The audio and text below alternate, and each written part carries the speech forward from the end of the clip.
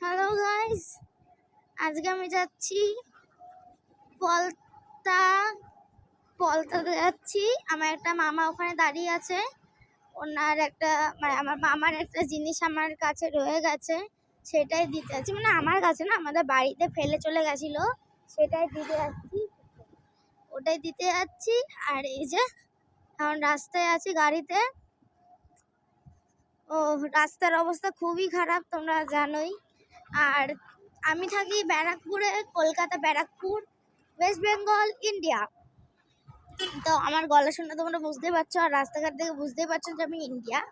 তো আমি ইন্ডিয়ার কোথায় থাকি আমি সেটাও বলে দিলাম। বাংলায় কথা বলি, অবভিয়াসলি ওয়েস্ট বেঙ্গল। ওকে, তো আমি যাচ্ছি।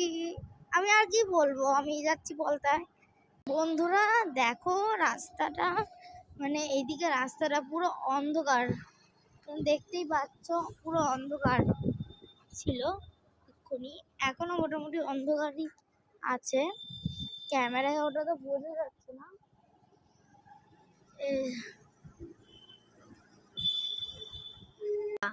এবার দেখো সামনে রাস্তাটা তোমরা দেখতেই পাচ্ছ, মানে কালা চশমা, কালা কালা কালা কালা কালা কালা চশমা।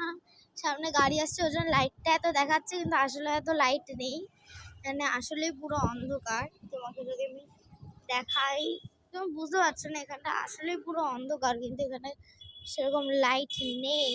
এই যে এবার তোমরা হয়তো বুঝতে পারবে যে লাইট কতটা আছে কিংবা নেই।